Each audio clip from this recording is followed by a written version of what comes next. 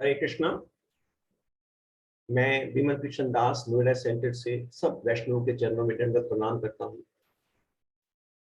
आज हम सब लोग एक नई पुस्तक का बुक रीडिंग सेशन में हम लोग एकत्रित हुए हैं। इस पुस्तक का नाम है श्री कृष्ण स्वरूप चिंतन। ये महाराज की बड़ी सुंदर रचना है। ऐसे तो मैंने गुरु महाराज के सारे ग्रंथ जो हिंदी और अंग्रेजी भाषा में उपलब्ध हैं वो मैंने पढ़े हैं। इस ग्रंथ को भी मैंने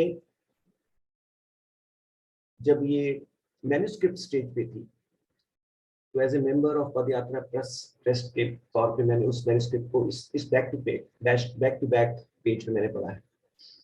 ये एक बहुत सुंदर ग्रंथ है जिसे गुरु महाराज साधारणतः आमतौर पे सब लेक्चर्स में, सब क्लासेस में, सब प्रवचन में मेंशन करते हैं कि नाम से धाम। जैसा कि श्री कृष्ण स्वरूप चिंतन, नाम चिंतन, नाम रूप गुण लीला धाम। तो कैसे हम लोग नाम, शुद्ध नाम लेते लेते हम किस तरह से अपने साक्षात्कार में नाम से रूप, रूप से गुण, गुण से लीला और लीला से धाम तक हम श्री कृष्ण से अपना संबंध स्थापित कर सकते हैं। बिफोर वी स्टार्ट, मैं गुरु महाराज की भूमिका से एक छोटा सा 2 लाइनों का मैं आपके सामने, जो गुरु महाराज ने अपनी भूमिका में इस पुस्तक में लिखा है वो पढ़ता हूँ। इस भौतिक जगत में व्यक्तियों के नाम, रूप, गुण, लीला इत्यादि होते हैं, परंतु वह भौतिक स्तर पर ही होते हैं। किंतु भगवान श्री कृष्ण का वैशिष्ट्य पूर्णतः आध्यात्मिक है। उनके नाम, रूप, गुण, लीला, परिकर तथा धाम सभी उनसे अभिन्न है, अर्थात वह स्पष्ट वैशिष्ट्य भी उनके भाग्य नित्य सिद्ध और सच्चिदानंद है। इसमें गुरु महाराज चैतन्य चरितामृत मध्य लीला 17.135 को भी रेफर करते हैं। कृष्ण नाम, कृष्ण गुण, कृष्ण लीला वृंद, कृष्ण नाम, कृष्ण गुण, कृष्ण लीला वृंद, कृष्णेर स्वरूप सम सब चिदानंद। तो और एक और बात, मैं ऐसे तो आप सबको, आप सीनियर डिवोटीज हैं, फिर भी आप देखेंगे गुरु महाराज की जो शैली है लिखने की और बोलने की प्रैक्टिकली सेम है। गुरु महाराज अपने ग्रंथों में अपने साक्षात्कार, अपने अनुभव, अपने गुरु से उनकी रिलेशनशिप को कंडेंस करके अपने अपने ग्रंथों में डालते हैं। अब ये हम भक्तों पे, हम शिष्यों पे निर्भर करता है कि हम मानसिक रूप से या शारीरिक रूप से, आध्यात्मिक रूप से कितने तैयार हैं कि हम जो गुरु महाराज ने अपने साक्षात्कार या अनुभव, अपने अनुभव अपने ग्रंथों में डाले हैं उसको ग्रहण करें और कितना हम उससे लाभ उठा सकते हैं। तो पिछले लगभग एक महीने से आपने मेरे प्रभुपाद पुस्तक का अच्छी तरह से उसको अच्छी तरह से समझने की कोशिश की है। हिज ग्रेस ब्रज जनरंजन प्रभु जी ने पूरा अपना समय देके मेरे प्रभुपाद को एक्सप्लेन किया है। आज भी हिज ग्रेस ब्रज रंजन प्रभु हमारे साथ उपस्थित है। मैं प्रभु जी को 7-8 साल से जानता हूँ क्योंकि हम दोनों एक ही सेंटर से हैं। प्रभु जी की सेवा को देख के एक तरह से प्रेरणा ही मिलती है। तो प्रभु जी ऐसे तो उमंग फेस्टिवल में पूरा सहयोग देते हैं और यूथ प्रीचिंग में भी पूरी तरह से संलग्न है। लेकिन एक और बात जो मैं आपको विशेष रूप से बताना चाहूंगा, प्रभु जी का स्वभाव बहुत सौम्य और प्रसन्नचित्त है।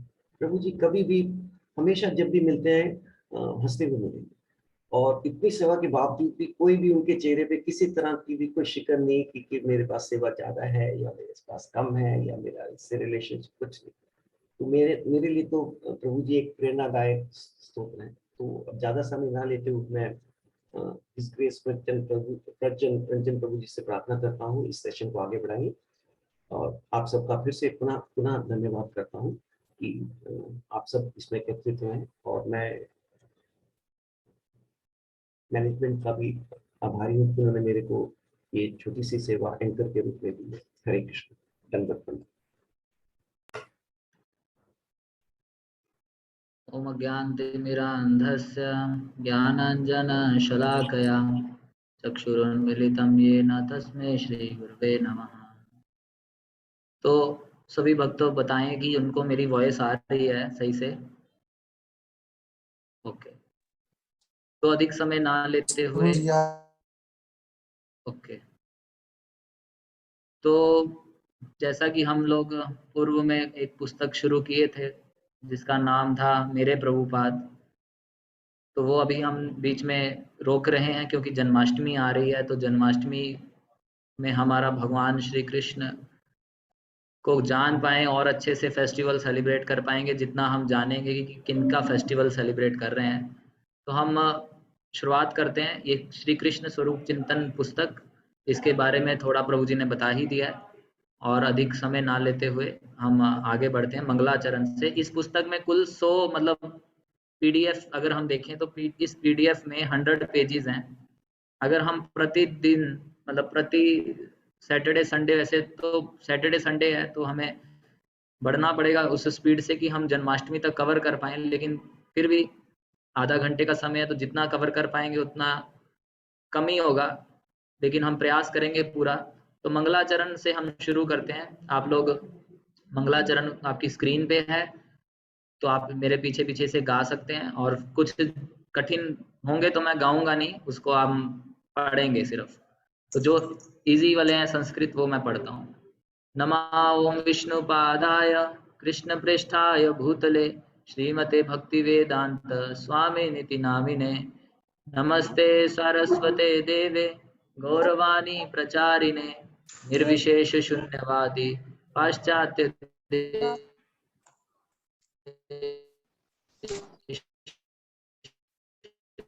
जय श्री कृष्ण चैतन्य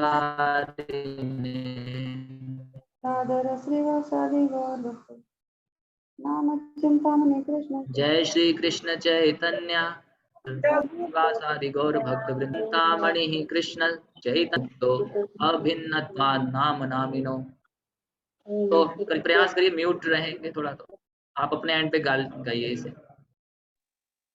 वरहापीडं नटवरवपुः कर्णयो कर्णिकाकारं बिभ्रद्वास कनकपिशं वैजयन्ती च मालां रन्ध्रान्वेनोरधर सुधया पूरयन् गोपवृन्दे वृन्दारण्य स्वपदरमणं प्राविशद गीतकीर्तिः। तो ये थोड़े कठिन वाले आएंगे बीच में, तो हम इसके अनुवाद ही पढ़ेंगे। लीला माधुर्य, प्रेम माधुर्य, वेणु माधुर्य तथा रूप माधुर्य, ये 4 माधुर्य श्री गोविंद के असाधारण गुणों के रूप में सुविख्यात हैं। ऐसे श्री कृष्ण हमारी रक्षा करें जो निशांत के समय निकुंज से अपने गृह में प्रवेश करते हैं, जो प्रातः एवं संध्या के समय गोदोहन कर अपना भोजन ग्रहण करते हैं, जो देर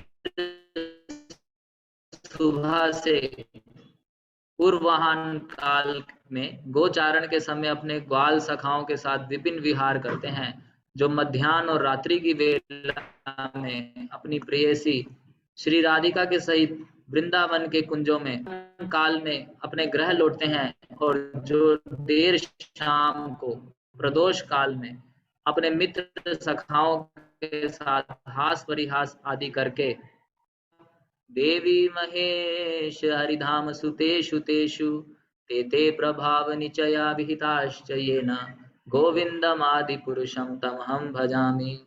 हरे कृष्णा कृष्णा कृष्णा हरे हरे, हरे राम राम राम हरे हरे। तो इस प्रकार से हमने मंगलाचरण करके भगवान की कृपा को मांगा है, और अब हम जो है इस पुस्तक को आगे भूमिका से शुरू करने जा रहे हैं। तो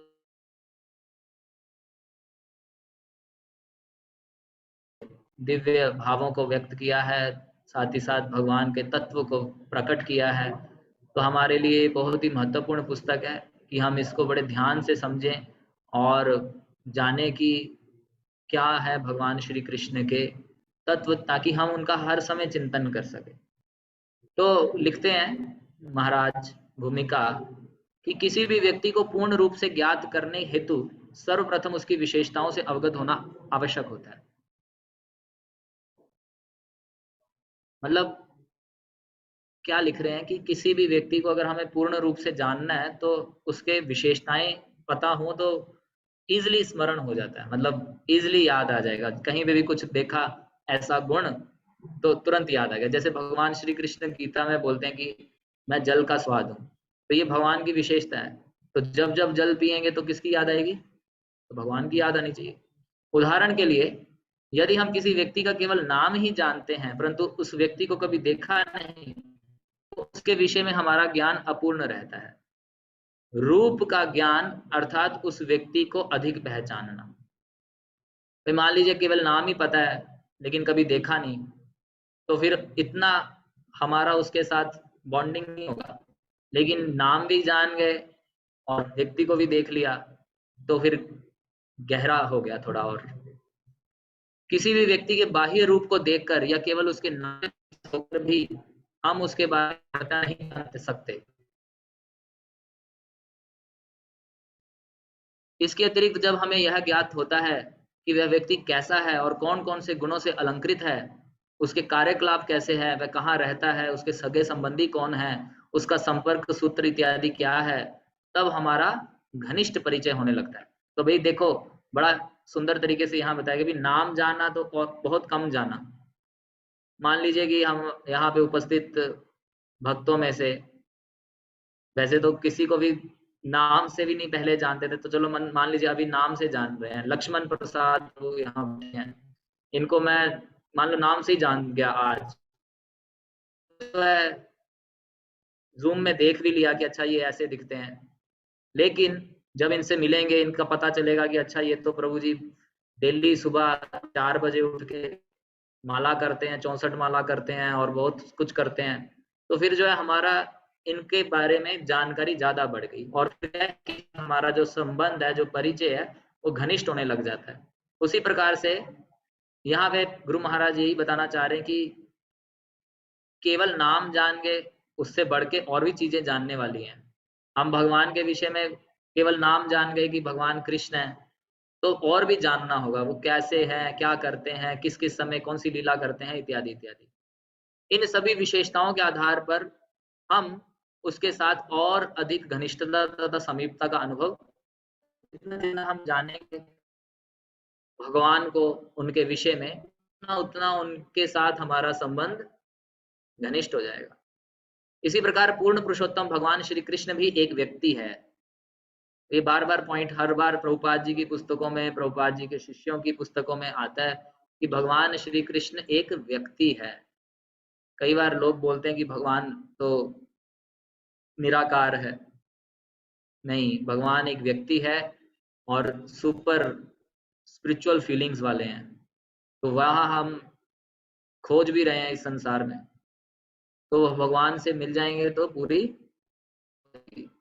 अतः पूर्ण रूपेण ज्ञात करने के लिए हमें उनके पवित्र नाम, मनोहर रूप, अनंत गुण, मृदु स्वभाव, मनोरम लीलाएं, प्रिय सगे संबंधी, हास्यास्पद मित्र, धाम आदि से तत्वता अवगत होना आवश्यक है।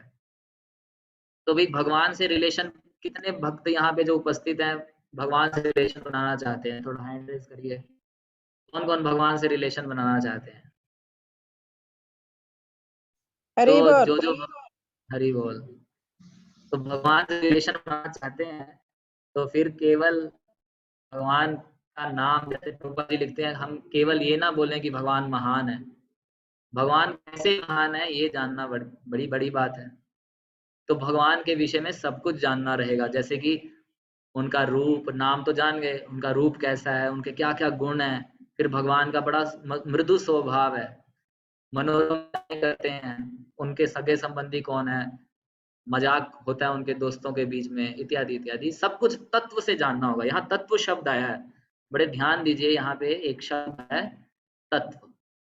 ये तत्व से जानना होगा। कल हम चर्चा कर रहे थे कि भक्ति भावुकता नहीं है बल्कि एक विज्ञान है। विज्ञान में तर्क, विवेक और ज्ञान, ये तीनों की आवश्यकता रहती है, तो तब हम अच्छे से जान पाएंगे भगवान के विषय में। परम भगवान सच्चिदानंदमय हैं और सदैव अपने उत्तम वैशिष्ट्य से युक्त रहते हैं। अभी भगवान कैसे हैं? भगवान, हमारा शरीर कैसा है?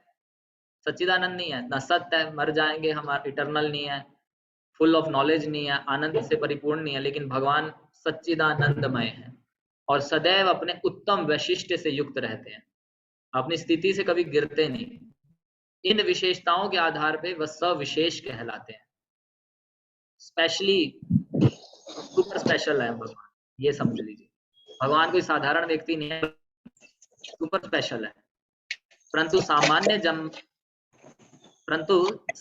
जन में इस तथ्य के विपरीत निर्विशेषवाद की अवधारणा भी व्याप्त है। अभी ये तो हम लोग भक्ति में आए तब हम ये सब जान पाए कि भाई भगवान व्यक्ति है।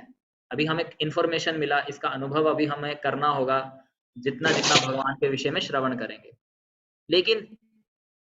लेकिन बाहर में इसके विपरीत एक अवधारणा भी व्याप्त है जिसमें भगवान को विशेष कहा है, मतलब भगवान की कोई गुण नहीं है, भगवान निराकार है, कोई निर्गुण है। कई बार लोग बोलते हैं ना निर्गुण की उपासना करो, तो निर्गुण की उपासना वो इसका अर्थ निकालते कि भगवान में कोई गुण नहीं होने चाहिए, तो बोलते निर्गुण है भगवान, निर्विशेष है, निराकार है, कोई रूप नहीं है, कोई गुण नहीं है, कोई उनका विशिष्ट नहीं है, कुछ नहीं होता।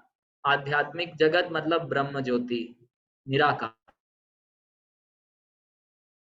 गुरु महाराज यहाँ पे लिख रहे हैं, ये अवधारणा भी व्याप्त है जिसके द्वारा परम भगवान के वैशिष्ट्य को अत्यंत शालीनता से नकारा जाता है। मतलब निराकारवादी अपना तर्क दे देते हैं और भोले भाले जनमानस मान लेते हैं कि भगवान का कोई रूप नहीं होना चाहिए, और इस प्रकार से भगवान के वैशिष्ट्य का, कि उनके रूप है, गुण है, मृदु स्वभाव, मुस्कान है, सुंदर, मोर पंख धारण करते हैं, वो सब निकाल देते हैं। फिर जब भक्त जन पूजा करते हैं भगवान के रूप की, तो वो उनका मजाक उड़ाते हैं और बोलते हैं कि भाई आप लोग क्यों रूप की पूजा कर रहे हो, रूप तो नश्वर होता है इस संसार का, भगवान का कोई रूप नहीं हो सकता। परंतु यह धारणा शास्त्र संगत नहीं है। गुरु महाराज लिख रहे हैं, ये भगवान को निर्विशेष कहना घोर अज्ञान है। हाँ, अवश्य ही शास्त्रों में भी भगवान को निर्विशेष कहा गया है, परंतु ऐसे संबोधन के द्वारा भगवान के वैशिष्ट्य में प्राकृत तत्व का निषेध कर उन्हें अप्राकृत सिद्ध किया गया है। अब आप बोलेंगे कि बड़ी शुद्ध हिंदी है, इसका अर्थ क्या है? इसका अर्थ ये है कि भाई निर्गुण बोले भगवान को भी, भगवान निर्गुण है। इसका अर्थ है भगवान भौतिक जगत के, भौतिक प्रकृति के 3 गुणों से ऊपर है। यहाँ क्या शब्द आया? प्राकृत तत्व, यानी कि भौतिक जगत की जो प्राकृत तत्व है, भौतिकता से ऊपर है भगवान, प्राकृत नहीं है, अप्राकृत है। ये भौतिक प्रकृति के अधीन नहीं है उनका रूप। हमारा रूप भौतिक प्रकृति के अधीन है, लेकिन भगवान का रूप भौतिक प्रकृति के अधीन नहीं है। और साथ ही साथ भगवान को जब निर्विशेष, भौतिक जगत का कुछ भी नहीं है, सब दिव्य है। जब उन्हें निर्गुण कहा जाता है, उसका अर्थ है कि भगवान के भीतर, या भगवान भौतिक 3 गुणों के अंतर्गत नहीं है, इन 3 गुणों से ऊपर है। अतः निर्विशेष कहने से श्री कृष्ण के वैशिष्ट्य में प्राकृत तत्व का निषेध तथा अप्राकृत तत्व की स्थापना, यही अभिप्राय है। अप्राकृत और प्राकृत 2 शब्द आए। प्राकृत का मतलब है ये भौतिक जगत का कुछ भी नहीं है भगवान। अप्राकृत तत्व की स्थापना मतलब भगवान पूरी तरह से दिव्य है, स्पिरिचुअल है। निर्विशेषवाद एवं मायावाद की अवधारणाएं अपूर्ण और त्रुटिपूर्ण है, क्योंकि श्री कृष्ण परम वैशिष्ट्यवान है और वे ही निर्विशेष पहलू तथा परमात्मा स्वरूप का भी स्रोत है। तो यहाँ पे महाराज लिख रहे हैं, गुरु महाराज की ये अवधारणाएं जो है निर्विशेष है भगवान, या मायावाद सिद्धांत है जो, ये अपूर्ण है। ये भगवान के रूप को हटा देते हैं और भगवान के अस्तित्व, उनके गुणों को हटा देते हैं, इसलिए ये अपूर्ण है।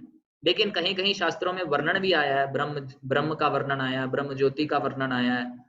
लेकिन भगवान गीता में बोलते हैं कि ब्रह्म का आधार भी मैं ही हूँ। यानी कि ऐसा नहीं कि ब्रह्म ज्योति का अस्तित्व नहीं है, ब्रह्म ज्योति है, लेकिन ब्रह्म ज्योति ही केवल है, ऐसा नहीं। ईशोपनिषद के मंत्र 15 में वर्णन करते हैं कि भाई अपनी ये दिव्य ब्रह्म ज्योति प्रकाश को हटाइए ताकि हम आपके सुंदर मुख का दर्शन कर सकें।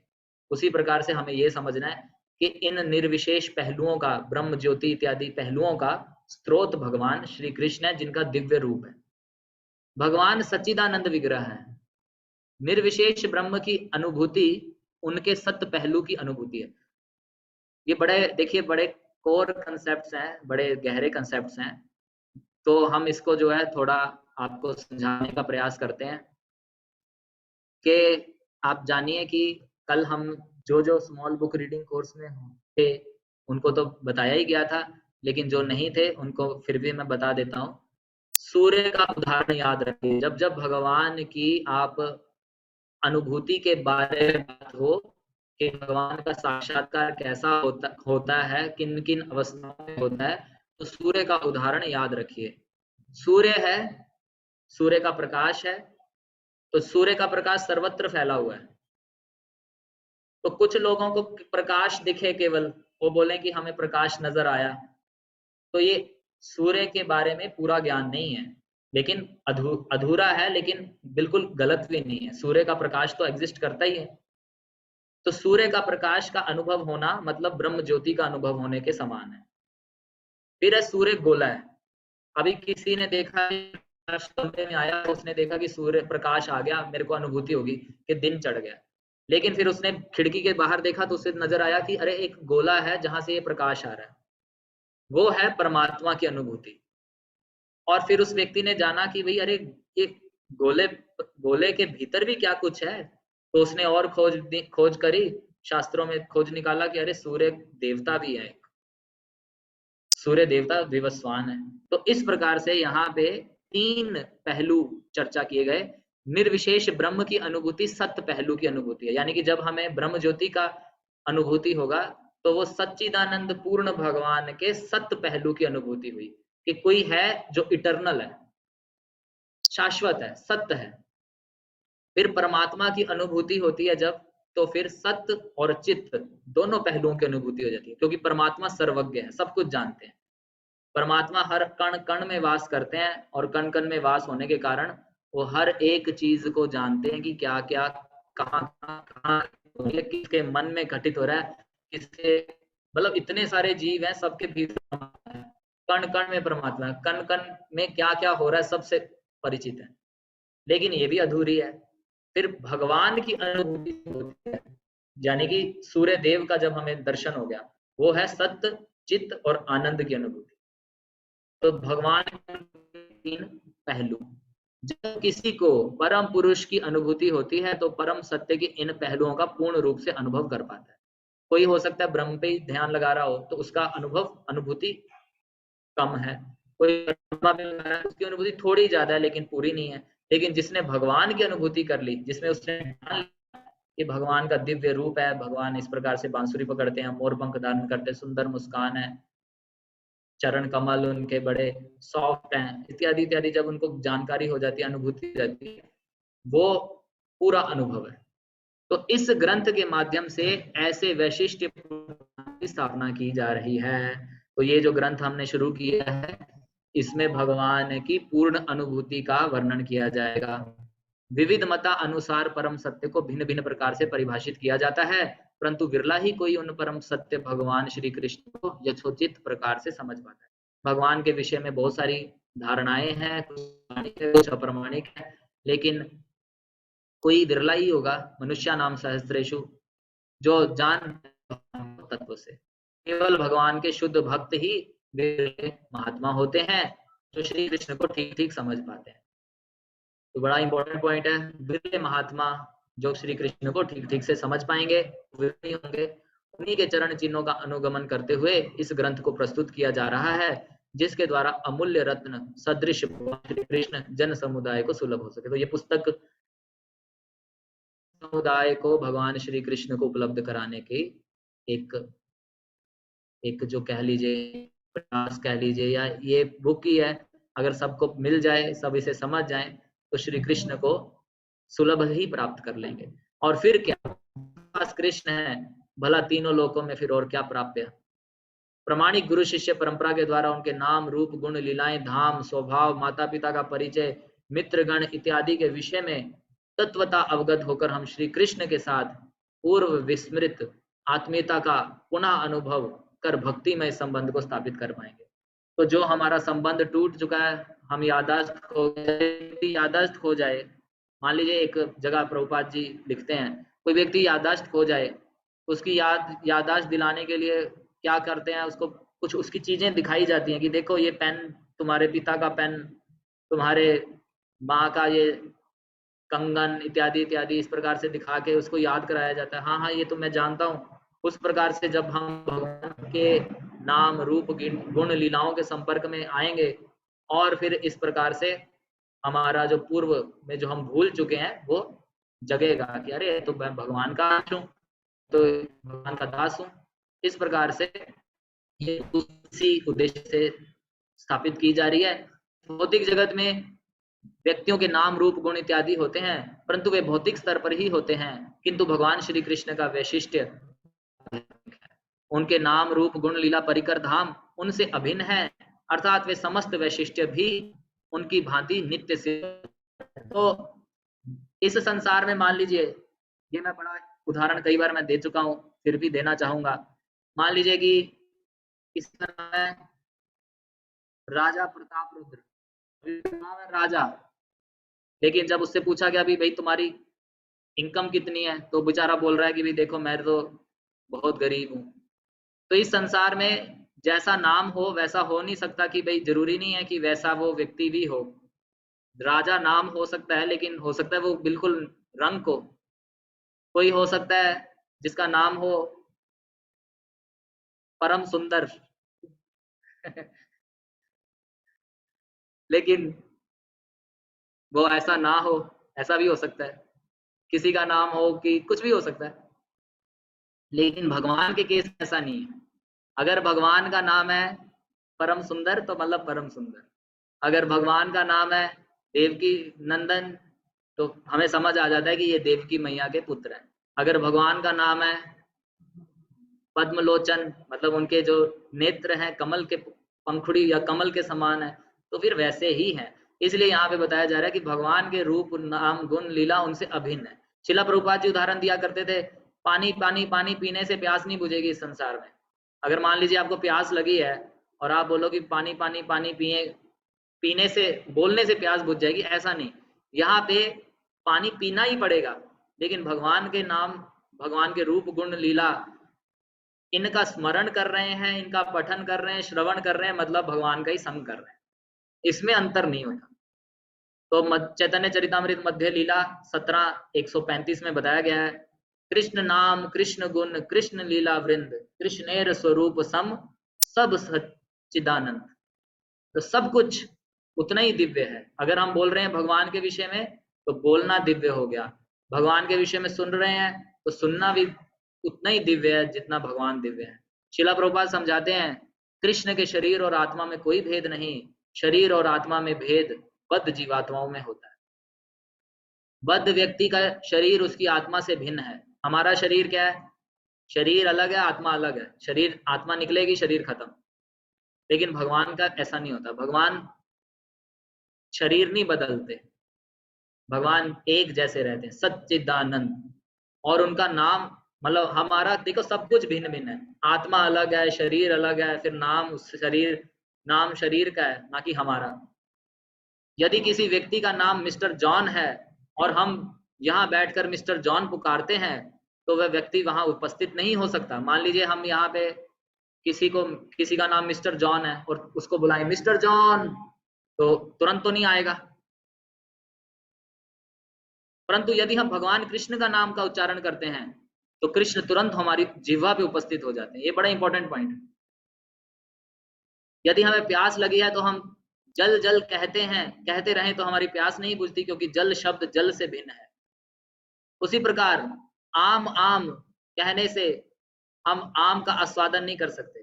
कई भक्तों को आम खाना पसंद रहता है तो खाना पड़ेगा आम, आम आम बोलने से टेस्ट नहीं आएगा। आम खाया जाए तभी स्वाद ले सकते हैं, और जल पीने से ही प्यास बुझती है, परंतु भगवान का नाम लेने से भगवान वहां उपस्थित हो जाते हैं। ये वैशिष्ट्य है भगवान का, भगवान का नाम लो भगवान उपस्थित। इस तथ्य की पुष्टि पद्म पुराण में की गई है, जब भगवान नारद मुनि से कहते हैं मद भक्ता यत्र गायंती तत्र तिष्ठामि नारद। तो नारद मुनि ने पूछा था भगवान आप कहाँ रहते हैं, तो भगवान ने बोला मद भक्ता यत्र गायंती, जहां जहां मेरे भक्त मेरा गुणगान करते हैं, तत्र तिष्ठामि नारद, वहां वहां मैं उपस्थित रहता हूँ। उदाहरण के लिए जब सूरदास भगवान के गुण गाते थे, प्रभु के गुण गाते थे, तो श्रोता वर्ग में साक्षात श्री कृष्ण भी वहां उपस्थित हो जाते थे। श्री चैतन्य शिक्षाष्टकम में हम पढ़ते हैं, कीर्तनीय सदा हरि, अर्थात सदा हरि का कीर्तन करना चाहिए। परंतु हमें यह समझना होगा कि केवल कृष्ण के नाम कीर्तन को ही कीर्तन नहीं कहा जाता। कई बार हम बोलेंगे भी कीर्तन शब्द की व्याख्या शिला प्रभुपाद बताते हैं कि भक्ति रसामृत सिंधु 1-2 143 में रूप गोस्वामी समझाते हैं कि कृष्ण के नाम, रूप, गुण, लीला आदि के उच्च स्वर से किए गए शब्द को कीर्तन कहते हैं। आपने हरे कृष्णा कृष्णा कृष्णा हरे हरे, हरे रामा राम राम हरे हरे, ये कीर्तन किया तो आपने बोला कि हमने हरि नाम संकीर्तन किया, बात ठीक है। लेकिन जो अब हम कर रहे हैं, भगवान के विषय में पढ़ रहे हैं, उनके गुण रूप के बारे में, ये भी कीर्तन है। नाम लीला गुण आदि नाम उच्च भाषा तु कीर्तनम, उच्च स्वर में जब भगवान के नाम रूप गुण लीला आदि का उच्च स्वर में गायन कीर्तन किया जाता है, मतलब बोला जाता है, शब्द किया जाता है, तो वो कीर्तन कहते हैं। जब हम इस प्रकार कृष्ण के नाम, चरित्र, क्रियाओं को बारंबार कीर्तन करेंगे जो मिश्री के समान मधुर है, तब हमारा अविद्या रूपी पीलिया रोग धीरे धीरे समूल नष्ट हो जाएगा। तो जब किसी को पीलिया होता है तो मीठा उसे कड़वा लगता है, मिठास कड़वी लगेगी, लेकिन यही दवाई है। उसको गन्ने का रस दिया जाता है और गन्ने का रस जब उसे मीठा लगने लग जाता है पुनः, तो समझा जाता है कि अब ये ठीक हो गए।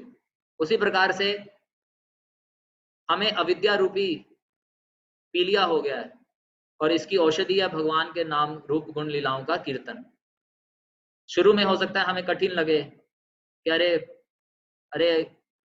क्लास बहुत लंबी हो गई, 2 माला भी करनी मुश्किल है, नहीं हो पा रहा। लेकिन जो व्यक्ति करता जाएगा, धीरे धीरे करता जाएगा, तो क्या होगा, उसको ये मीठा लगना लग जाएगा। जब हम श्री कृष्ण के अभिन्न स्वरूपों को श्रद्धा पूर्वक श्रवण तथा कीर्तन करते रहेंगे, तो श्रद्धा से हमारी प्रगति निष्ठा तक होगी और फिर कृष्ण प्रेम प्राप्त होगा। शुरुआत करनी पड़ेगी श्रवण करने की, उनको कीर्तन करने की, फिर धीरे धीरे प्रगति होगी। कृष्ण प्रेम को प्राप्त साधुगण सदैव भगवत विषयों में रमण करते हैं।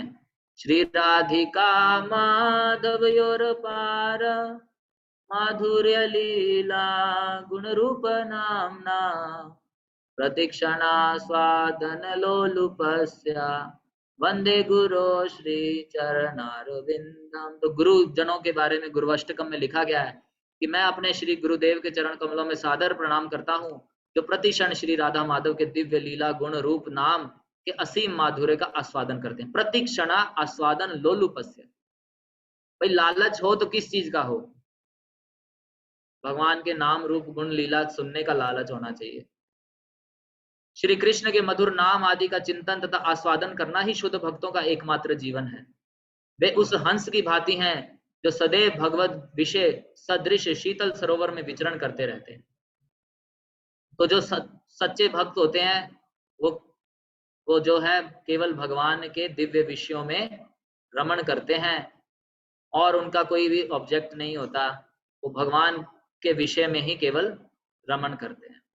फिर आगे लिखते हैं गुरु महाराज, ऐसे शुद्ध भक्तों की संगति से श्री भगवान की लीलाओं तथा उनके कार्यकलापों की चर्चा कर्ण से हृदय को अत्यधिक रोचक और प्रसन्न करने वाली होती है। बस हम सुनना है, भगवान के विषय में सुनना प्रारंभ करें, कानों से हृदय तक जाएगा और ऐसे ज्ञान के अनुशीलन से मनुष्य धीरे धीरे शनै शनै भक्ति पथ पे बढ़ता रहता है। कोई बोले कि भक्ति में हम कैसे बढ़ें, भगवान के विषय में सुनना होगा। थोड़ा सा रह गया भूमिका, आप लोग बने रहिए, हम ऑलरेडी थोड़ा सा लेट ही शुरू किए थे, तो हम इससे भूमिका को आज पूरा करेंगे। कृष्ण के नाम रूप गुण इत्यादि संयुक्त रूप से भक्त की भक्ति रूपी लता का पोषण करते हैं। तो हमारे हृदय में भक्ति का बीज आ चुका है, इसीलिए तो हम भक्ति करने का प्रयास कर रहे हैं, भक्ति करने की प्रेरणा प्राप्त कर रहे हैं। ये बढ़ेगी कैसे, एक वृक्ष को जैसे पानी देना होता है, उसी प्रकार जब हम कृष्ण के नाम रूप गुण इत्यादि का सिंचन करेंगे तो भक्ति का बीज बढ़ेगा। जैसे जैसे साधक ध्यान पूर्वक हरिनाम का जप करता है, उसे क्रमशः आध्यात्मिक दिव्य रसों का अनुभव होने लगता है।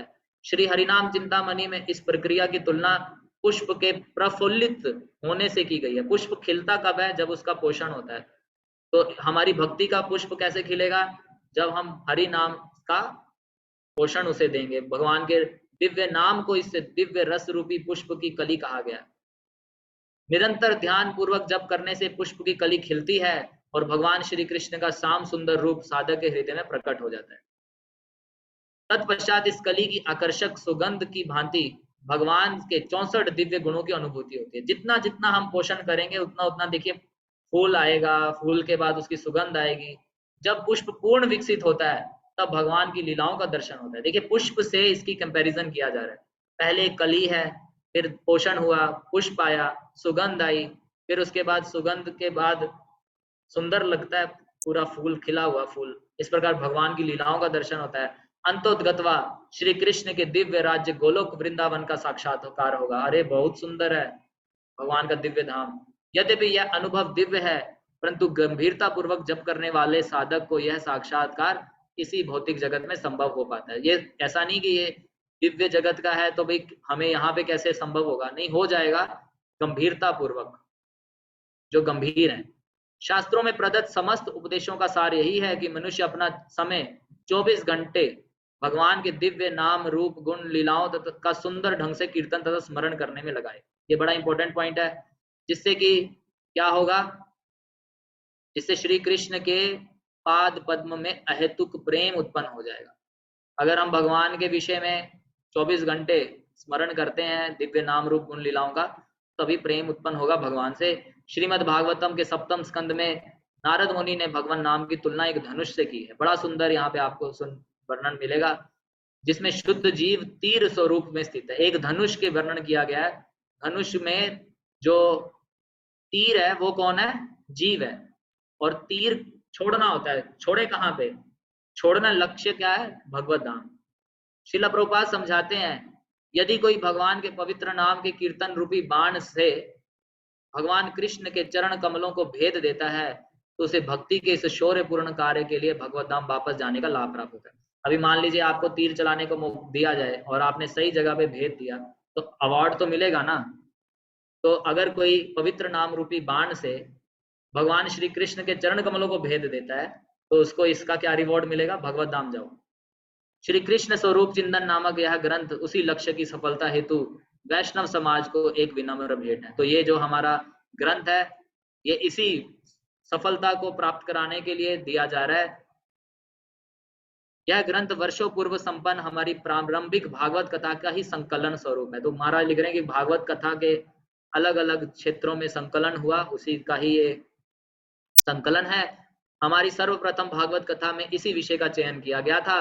कथा की शैली कुछ भिन्न होती है परंतु उसको पुस्तक के रूप में प्रस्तुत करने हेतु सर्वप्रथम प्रवचन को लिपिबद्ध किया गया। अब बोला, फिर उसको सुन के लिखा, फिर उसका संशोधन तथा परिष्कार कर अनेक चित्र और उदाहरणों के साथ विभूषित किया गया। परिणाम स्वरूप इस ग्रंथ ने यह आकार प्राप्त किया है जो अब आपके हाथों में है। वस्तुतः भगवान श्री कृष्ण के वैशिष्ट्य को इन कुछ पृष्ठों में लिपिबद्ध करना स्वप्न तुल्य है, परंतु फिर भी ब्रजेंद्र नंदन श्री कृष्ण के महिमा गान में यह लघु ग्रंथ राष्ट्रभाषा हिंदी में प्रस्तुत किया जा रहा है। तुष्टे हरि भक्ता नाम कृष्ण स्वरूप चिंतना प्रस्तुतोयम महद ग्रंथ कृष्ण तत्व प्रकाश का। श्री हरि के भक्तों की प्रीति विधान हेतु श्री कृष्ण स्वरूप चिंतन नामक यह उत्कृष्ट ग्रंथ प्रस्तुत किया जा रहा है जो कृष्ण तत्व को भली भांति प्रकाशित करता है। अंततः इस कृत्य का प्रयोजन इसके अध्ययन से ही सफल होगा। भाई पुस्तक हाथ में आ गई, केवल इससे काम नहीं होगा, इसे अध्ययन करना होगा। हमें विश्वास है कि संपूर्ण वैष्णव समाज इस कृत्य के अध्ययन से कृत्य होंगे और उनकी नाम से धाम तक की यात्रा सुसंपन्न होगी। तो इस प्रकार से महाराज अपना, आप सिग्नेचर देख सकते हैं महाराज के, लोकनाथ स्वामी महाराज ने ये लिखा। गीता जयंती का दिन है 2020, पंढरपुर, महाराष्ट्र, भारत। तो ये ग्रंथ हमारे को किस लिए दिया गया है? श्री कृष्ण स्वरूप चिंतन, तत्व से भगवान को जानने के लिए। अब मैं आप सबसे प्रश्न पूछता हूँ, कितने भक्त भगवत धाम जाने के लिए इस धनुष बाण में बाण बन के हरि नाम रूपी बाण के रूप का सहारा लेके लक्ष्य भेदन करेंगे भगवान के चरण कमल? तो कितने भक्त रेडी हैं जो हैंड रेज कर सकते हैं और साथ ही साथ हरे कृष्णा या कुछ ऐसा लिख के टाइप कर सकते हैं? सारे ही भक्त रेडी हैं? कहीं ऐसा तो नहीं कि भी वहां बोले भी वैकेंसी खत्म, कहीं ऐसा ना बोल दे आप सब रेडी हो जाएंगे तो कहीं बोल दे कि भी वहाँ पे तो वैकेंसी खत्म हो गई है, लेकिन ऐसा नहीं होता है। भगवत धाम में सबको मौका मिलेगा, जितने आओ कम है। वहाँ तो ज़रूरत है, बहुत सारी वैकेंसी खाली है। तो आप सभी का धन्यवाद। यहाँ पे हम रुकते हैं और मैं आगे कोऑर्डिनेटर्स को हैंड ओवर करता हूँ अपना प्रवचन, या कह लीजिए ये रीडिंग जो है रोक के। हरे कृष्णा। फिर हम पुनः कल इसको आगे बढ़ाएंगे। शिला प्रभुपाद की जय। हरे कृष्ण। प्रभु जी बहुत बहुत धन्यवाद। प्रभु जी ने बड़े सरल शब्दों में, बड़ी सरल भाषा में, बड़े शांत चित्त से एक बड़े डीप टॉपिक को एक्सप्लेन करने की चेष्टा की है, जिसके लिए हम सब बहुत ही सुंदर धन्यवाद देते हैं। और इस धन्यवाद को उनको कन्वे करने के लिए एक बारी मेरे साथ सब आप हरे कृष्ण महामंत्र का उच्चारण करिए। हरे कृष्णा कृष्ण कृष्णा हरे हरे, हरे राम राम राम हरे हरे। और हमको प्रभु जी का सहयोग मिलता रहेगा। बिफोर वी क्लोज, मैं छोटी छोटी 2-3 अनाउंसमेंट्स हैं, प्लीज बने रहिए उसके साथ। एक तो जो इस महीने में हम जो इस बुक के विषय में चर्चा करेंगे वो केवल नाम रूप पे करेंगे, इसलिए प्रभु जी ने अपने क्लास में, अपने लेक्चर में ये बोला कि 100 पेज की ये 100 पेज का पीडीएफ आपके साथ शेयर करेंगे। लेकिन ये जो पुस्तक है ये 350 पेज की पुस्तक है। ये 350 पेज की पुस्तक है। जैसे मैंने बताया था ओपनिंग रिमार्क्स में, मैंने इस पुस्तक को मैन्युस्क्रिप्ट स्टेज पे as a member of Padyatra press trust में मैंने इसको पढ़ा बैक टू बैक। बहुत सुंदर पुस्तक है। जो आप धाम में जाएंगे तो इसके लिए आपके पास ये पुस्तक होना जरूरी है। आपको समझ पाए थोड़ा डिफिकल्ट है। मेरा आपसे अनुरोध है कि आप इस पुस्तक को जरूर लीजिए, पढ़िए, शेयर करिए अपने दोस्तों से, मित्रों से और डिवोटी से भी। मैं महान नरसिंह प्रभु से रिक्वेस्ट करता हूँ कि इस पुस्तक को कैसे कन्वीनियंटली ऑर्डर किया जा सकता है वो चैट बॉक्स में शेयर कर सकते हैं। दूसरा, मेरे आप सब डिवोटी से रिक्वेस्ट है कि हमारा एक टेलीग्राम ग्रुप है, उसको आप ज्वाइन करिए, जिसमें आपको सारे अपडेट्स रेगुलरली मिलते रहेंगे। और आपको किसी भी कोई आपकी कोई क्वेश्चन है या आपके विषय में कोई डाउट है, वो उसका आप उसमें लिखेंगे तो उसका उत्तर आपको तुरंत मिलेगा। तीसरा, अभी जो हमने पिछले महीने में श्री प्रभुपाद बुक का अध्ययन किया उसको, और अब इन सब सेशंस को हम यूट्यूब में डाल रहे हैं, जिसकी डिटेल्स मैं फिर महान नरसिंह प्रभु जी से रिक्वेस्ट करता हूँ डिटेल चैट बॉक्स में डालते। मैं देखो डाल के चैट बॉक्स में आपने हाँ देखिए, आप चैट बॉक्स खोलेंगे तो वो डिटेल्स इसमें दी हुई है। तो मेरा आप सबसे अनुरोध है कि इसका पूरा आप लाभ उठाएं, इस बुक को पढ़िए। ये बुक लाइफ चेंजर है, ये बुक लाइफ चेंजिंग है। ये ग्रंथ, और गुरु महाराज कोई भी ऐसी चीज नहीं लिखते जो शास्त्र प्रमाणित ना हो, शास्त्र प्रमाणित ना हो। और कोई चीज ऐसी नहीं लिखेंगे गुरु महाराज और हमारे आचार्य जो भक्ति के विरुद्ध जाए। तो ये शास्त्र उस हिसाब से लिखा गया है। तो आप सबका मैं पुनः धन्यवाद करता हूँ कि आपने इस सेशन को ज्वाइन किया, और आपसे आशा करता हूँ, अनुरोध करता हूँ कि कल भी इसी तरह से आप और आपके और सहयोगी डिवोटीज वगैरह जिनको आप प्रोत्साहित करेंगे इस सेशन को ज्वाइन करेंगे। हरे कृष्ण। वाञ्छाकल्पतरुभ्यश्च कृपा सिन्धुभ्यश्च पतितानां पावनेभ्यो वैष्णवेभ्यो नमो नमः। अनंत कोटि वैष्णव।